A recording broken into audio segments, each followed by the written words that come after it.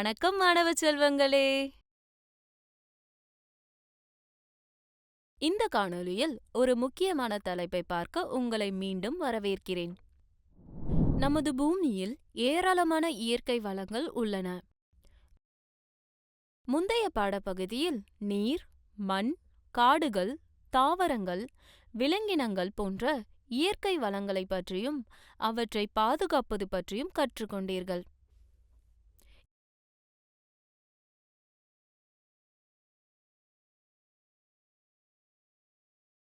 இயற்கை வளங்களை நாம் சரியாக நிர்வகிக்கிறோமா? இயற்கை வளங்களின் மாசுபாடு மனித நடவடிக்கைகளின் விளைவாக ஏற்படுகிறது. நமது இயற்கை வளங்களை நிலைநிறுத்தவும் சேமிக்கவும் என்ன முயற்சிகள் எடுக்க வேண்டும்? 10ஆம் வகுப்பு உயிரியல் பாடத்திலிருந்து இயற்கை வளங்கள் என்ற பாடப்பகுதியில் நீர் என்ற தலைப்பை பற்றி விரிவாக கற்பதில் கவனம் செலுத்துங்கள். கற்றுக்கொள்வீர்கள். இந்த பாடத்தை முடித்த பிறகு நீங்கள் தெரிந்து கொள்ள முடியும்: நீர் வளங்களின் மாசுபாடு, நீர் மேலாண்மை பற்றிய வழக்கு ஆய்வுகள்,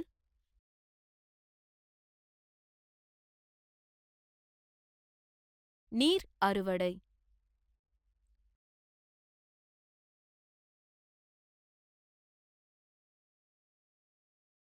முக்கிய வார்த்தைகள்: கங்கை செயல் திட்டம், பெருங்குடற்சியம் பாக்டீரியா, பெர்கோலஷன் தொட்டிகள்,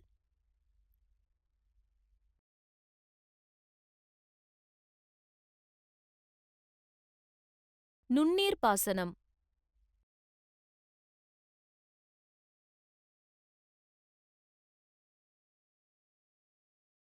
அணைகள்,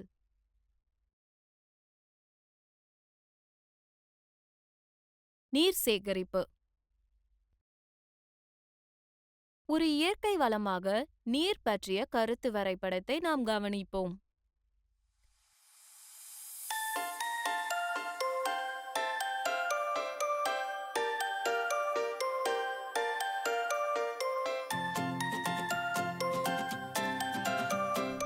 சுற்றுச்சூழல் பிரச்சனைகள் பற்றி உங்களுக்கு ஏற்கனவே ஓரளவு அறிவு உள்ளது. சுற்றுச்சூழல் பாதுகாப்புக்கான சர்வதேச மற்றும் தேசிய சட்டங்கள், ஒழுங்குமுறைகள் மற்றும் செயல்கள் உள்ளன. நமது சுற்றுச்சூழலை பாதுகாக்க பல தேசிய மற்றும் சர்வதேச நிறுவனங்கள் செயல்பட்டு வருகின்றன.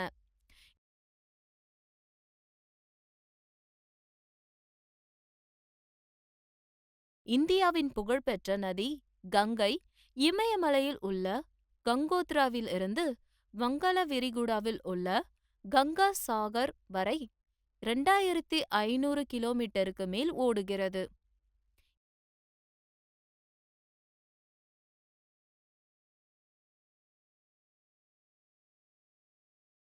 இது உத்தரப்பிரதேசம், பீகார் மற்றும் மேற்கு வங்கத்தில் உள்ள 100க்கும் மேற்பட்ட நகரங்கள் மற்றும் நகரங்களுக்கு நீர் ஆதாரமாக உள்ளது. குளித்தல், துணி துவைத்தல் மற்றும் சாம்பல் அல்லது எரிக்கப்படாத சடலங்களை மூழ்கடிப்பது போன்ற மனித நடவடிக்கைகள் மாசுபாட்டை ஏற்படுத்துகின்றன.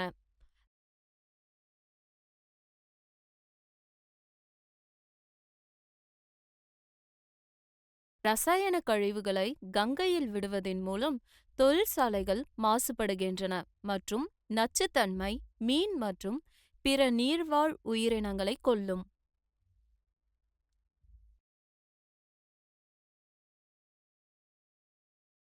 கங்கா செயல் திட்டம் பற்றி தெரியுமா? கங்கை நீரின் தரத்தை மேம்படுத்த 1985ஆம் ஆண்டு இத்திட்டம் நடைமுறைக்கு வந்தது. மனிதர்களின் குடலில் பொதுவாக காணப்படும் கோலிஃபார்ம் பாக்டீரியாக்கள் இருப்பதே மோசமான தரத்திற்கு காரணம்.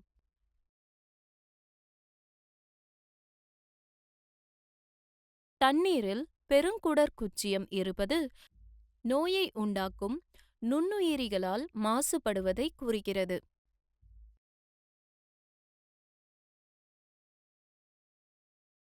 நமாமி கங்கை திட்டம் என்பது ஒருங்கிணைக்கப்பட்ட பாதுகாப்பு திட்டமாகும். இது ஜூன் 2014 மத்திய அரசால் முதன்மை திட்டமாக அங்கீகரிக்கப்பட்டது.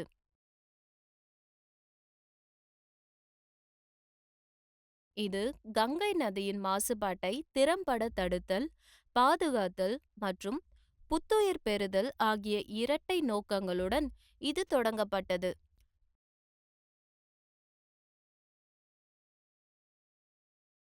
தூய்மையான கங்கைக்கான தேசிய பணி அக்டோபர் 2016 தொடங்கப்பட்டது.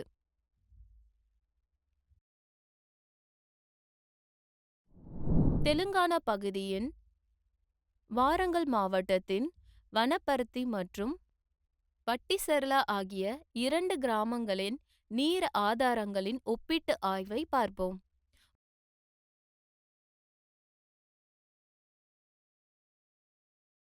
முதல் கிராமத்தில் பற்றாக்குறை இல்லை. இரண்டாவது கிராமத்தில் நிலத்தடி நீர் பற்றாக்குறை உள்ளது. இரு கிராமங்களுக்கும் கிணற்று பாசனமே முக்கிய நீர் ஆதாரமாக உள்ளது.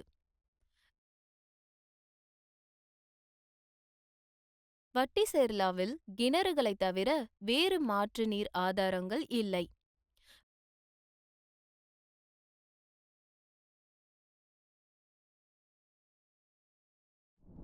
வனப்பர்த்தியில் ஏற்கனவே இருந்த குளம் பெர்குலேஷன் டேங்காக மாற்றப்பட்டுள்ளது.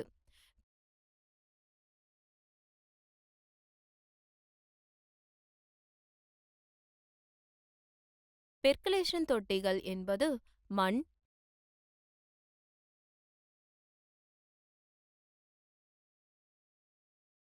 வண்டல் மண்,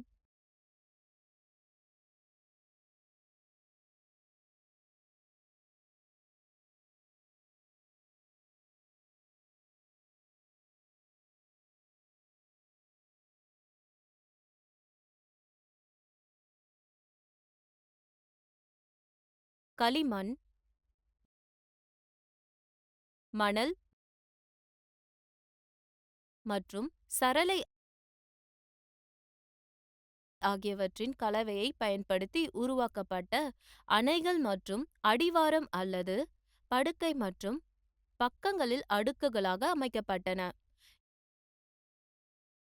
இது சராசரியாக சுருக்கப்பட்டு அணை அல்லது அணைக்கு கீழே மேற்பரப்பு நீர்ப்பாசனத்திற்கான குழாய்கள் அமைக்கப்படுகின்றன. தொழில்முறை, பயிர்முறை, உள்கட்டமைப்பு மற்றும் சமூக சேவைகள் ஆகியவற்றில் வனப்பர்த்தி மற்றும் வட்டிசேர்லா ஆகிய 2 கிராமங்களும் கிட்டத்தட்ட ஒரே மாதிரியானவை.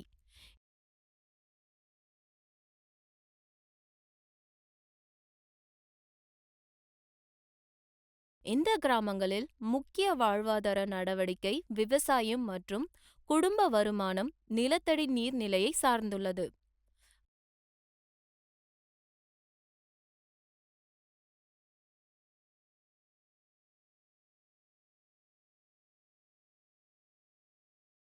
வனப்பர்த்தி அதன் பாசன பரப்பில் அதிக விகிதத்தை கொண்டுள்ளது.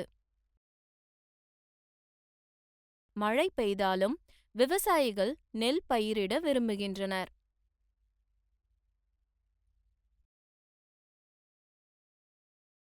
பெரும்பாலான திறந்தவெளி கிணறுகள் மேற்பரப்பு ஆவியாதல் மூலம் நீர் இழப்பை குறைக்க நிலத்தடி நீர் மண்டலங்களின் ஆழம் கொண்ட ஆழ்துளை கிணறுகளாக மாற்றப்பட்டன.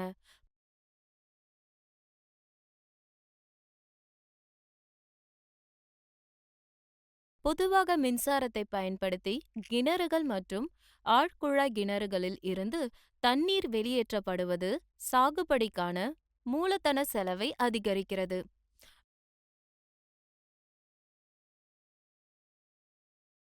ஆழ்குழாய் கிணறுகள் மற்றும் ஆழ்குழாய் கிணறுகள் அமைப்பதின் மூலம் மாநிலத்தில் நிலத்தடி நீரை அதிகமாக சுரண்டுவதின் விளைவாக நிலத்தடி நீர் ஆதாரங்கள் குறைந்து வருகின்றன.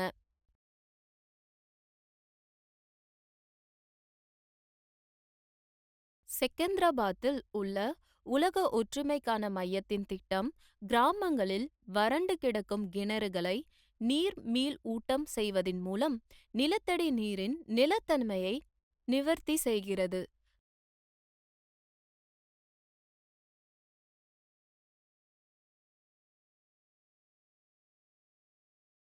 சொட்டு நீர் பாசனம், தெளிப்பான்கள் போன்றவற்றை நுண்ணீர் பாசன தொழில்நுட்பங்கள் என விவசாயிகள் பயன்படுத்த தூண்டப்பட்டனர்.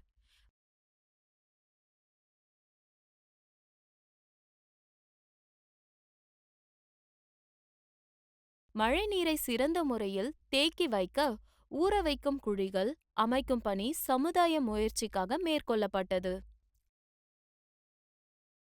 அனைவருக்கும் தண்ணீர். பூமியின் மொத்த நீர், கடல்கள் மற்றும் உப்பு நிலத்தடி நீரில் சுமார் 97% உப்பு நீரை கொண்டுள்ளது மற்றும் 2.5 முதல் 2.75% மட்டுமே புதிய நீர்.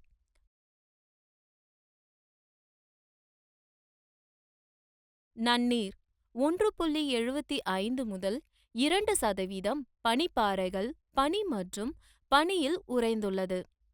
0.7 முதல் 0.8% நிலத்தடி நீர் மற்றும் மண்ணின் ஈரப்பதம் மற்றும் ஏரிகள், சதுப்பு நிலங்கள் மற்றும் ஆறுகளில் 0.01%க்கும் குறைவான மேற்பரப்பு நீரை உள்ளடக்கியது.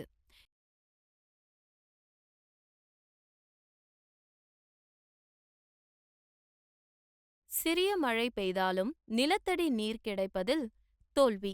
தாவரங்களின் மறைவு, அதிக நீர் தேவைப்படும் பயிர்களுக்கு திசை திருப்புதல் மற்றும் தொழிற்சாலை கழிவுகள் மற்றும் நகர்ப்புற கழிவுகளால் ஏற்படும் மாசு ஆகியவற்றால் ஏற்படுகிறது.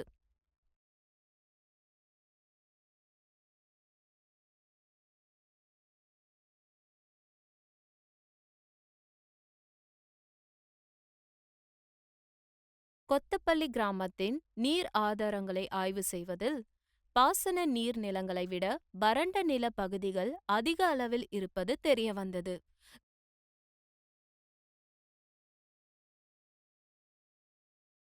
கிராமத்தில் குறைந்த கல்வியறிவு மற்றும் பற்றாக்குறையான தொழிலாளர்கள் சிறிய பண்ணைகளில் அதிக உரங்கள் அல்லது பூச்சிக்கொல்லிகளை பயன்படுத்த வைத்தனர்.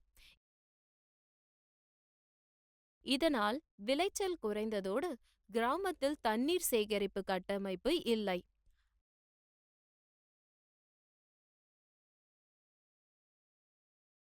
அரை வறண்ட வெப்ப மண்டலத்திற்கான சர்வதேச பயிர் ஆராய்ச்சி நிறுவனம்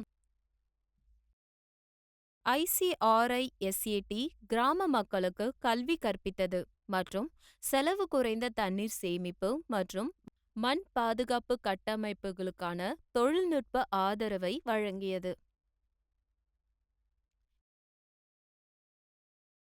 இந்த நடவடிக்கைகள் சமூக மற்றும் விவசாயிகள் சார்ந்த தலையீடுகள் சில வளங்களை மீட்டெடுக்கவும் பாதுகாக்கவும் உதவியது.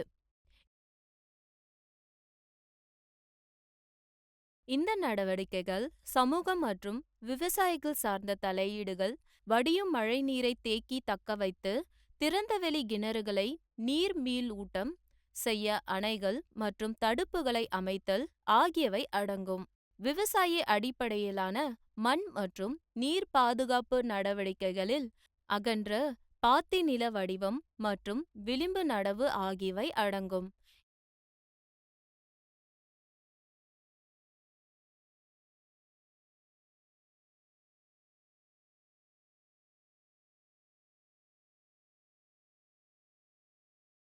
இவை மண் மற்றும் மழைநீரை பாதுகாக்கவும் உரமிடுதல் மற்றும் களை எடுக்கும் செயல்பாடுகளுக்கு பயனுள்ளதாகவும் இருக்கும்.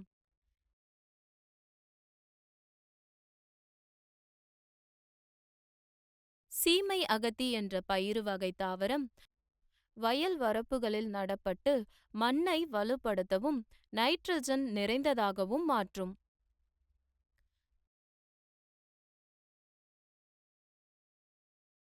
சொட்டு நீர் பாசனம் 70% நீர் நுகர்வு குறைக்கிறது. ஆனால் உலகம் முழுவதும் 2% சாகுபடி நிலம் மட்டுமே இந்த முறையில் பாசனம் செய்யப்படுகிறது.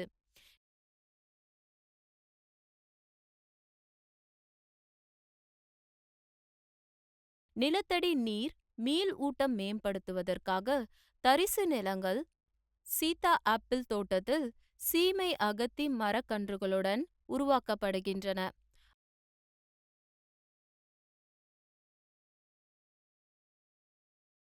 ஆந்திராவில் கோதாவரி மற்றும் கிருஷ்ணா நதிகள் பாசனத்திற்கு முக்கிய ஆதாரமாக உள்ளன.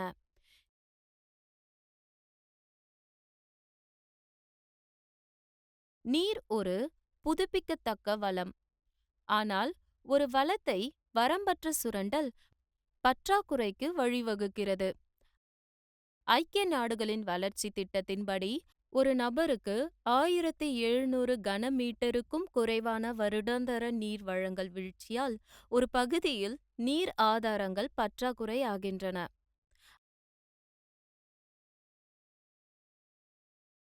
ஐக்கிய நாடுகள் சபையின் உணவு மற்றும் விவசாய அமைப்பு 2025ஆம் ஆண்டில் 1.8 பில்லியன் மக்கள் முழுமையான நீர் பற்றாக்குறை உள்ள நாடுகளில் அல்லது பிராந்தியங்களில் வாழ்வார்கள் என்று கணித்துள்ளது.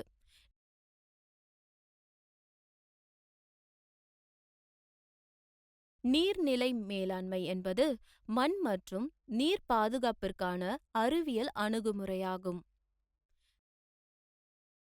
நீர்நிலை மேலாண்மை மற்றும் நீர் ஆதாரங்களின் பாதுகாப்பிற்காக ஊக்குவிக்கப்பட்ட உள்ளூர் நீர்ப்பாசன முறை பற்றி தெரிந்து கொள்வோம்.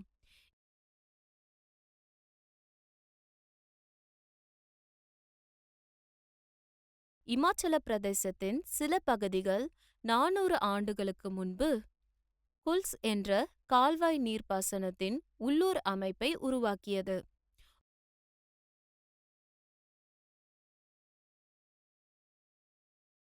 ஓடைகளில் ஓடும் நீர் மனிதனால் உருவாக்கப்பட்ட கால்வாய்களாக திருப்பி மலை அடிவாரத்தில் உள்ள பல கிராமங்களுக்கு கொண்டு செல்லப்பட்டது.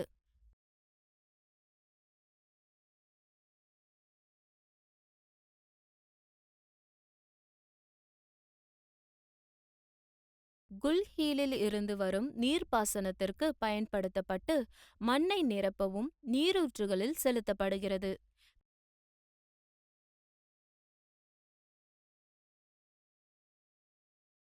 பெரிய அணைகள் பாசனத்திற்கும் மின்சார உற்பத்திக்கும் போதுமான நீரை சேமிப்பதற்காகவும் அணைகளில் இருந்து செல்லும் கால்வாய் அமைப்புகள் அதிக தூரத்திற்கு அதிக அளவு நீரை கடத்துகின்றன.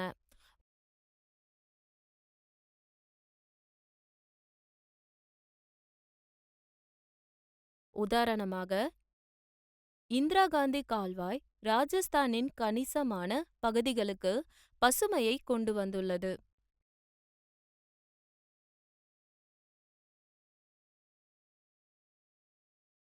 கங்கை நதியில் தெஹரி அணை போன்ற பெரிய அணைகள் கட்டுவதும் நர்மதா நதியில் சர்தார் சரோவர் அணையின் உயரத்தை உயர்த்துவதும் எதிர்க்கப்படுகின்றன.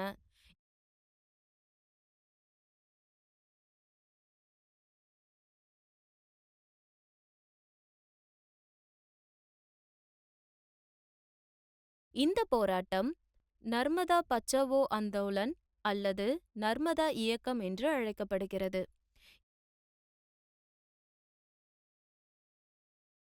ஏராளமான விவசாயிகள் மற்றும் பழங்குடியினருக்கு போதிய இழப்பீடு அல்லது மறுவாழ்வு வழங்கப்படாமல் இடம்பெயர்ந்ததே இந்த போராட்டத்திற்கு காரணம்.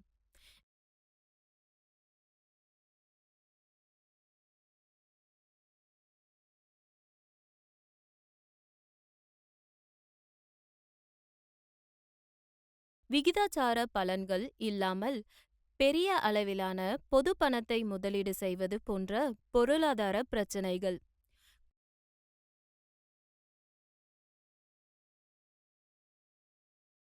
காட்டழிப்பு மற்றும் உயிரியல் பன்முகத்தன்மை இழப்பு போன்ற சுற்றுச்சூழல் பிரச்சினைகள்.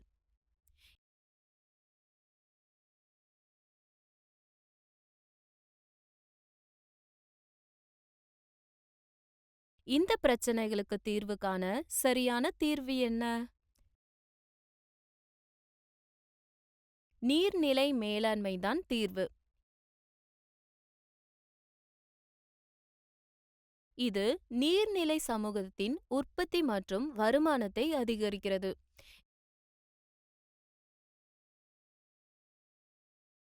இது வறட்சி மற்றும் வெள்ளத்தை எதிர்த்து போராட உதவுகிறது மற்றும் கீழ்நிலை அணைகள் மற்றும் நீர்த்தேக்கங்களின் ஆயுளை அதிகரிக்கிறது.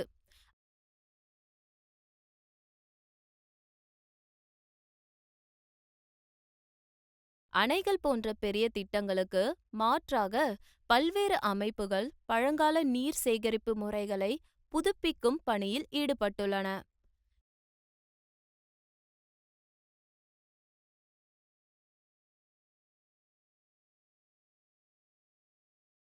நீர் சேகரிப்பு.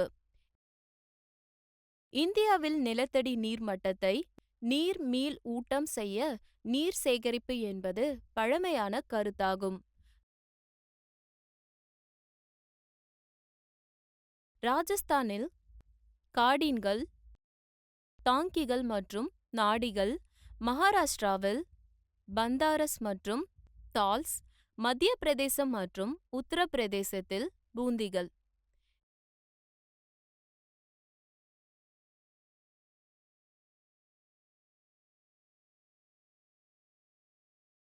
பீகாரில் உள்ள ஆர்ஸ் மற்றும் பைன்ஸ், இமாச்சல பிரதேசத்தில் உள்ள குல்ஸ், ஜம்மு பிராந்தியத்தின் கண்டி பெல்ட்டில் உள்ள குளங்கள் மற்றும் தமிழ்நாட்டில் ஏரிகள் அதாவது தொட்டிகள், கேரளாவில் சுரங்கங்கள் மற்றும் கர்நாடகாவில் கட்டாஸ் ஆகியவை பண்டைய நீர் சேகரிப்பு அமைப்புகளில் சில.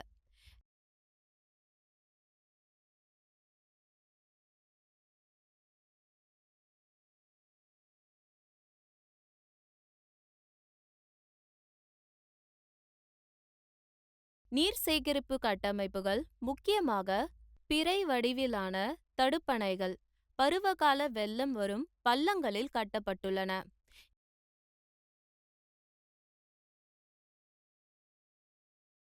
இது கிணறுகளை நீர் மீள் ஊட்டம் செய்ய உதவுகிறது மற்றும் பரந்த பகுதியில் உள்ள தாவரங்களுக்கு ஈரப்பதத்தை வழங்குகிறது. எனவே பாதுகாப்பு என்பது இந்த வளங்களை இப்போது எதிர்காலத்திலும் அனைத்து உயிரினங்களின் நலனுக்காகவும் கவனித்துக் கொள்வதாகும்.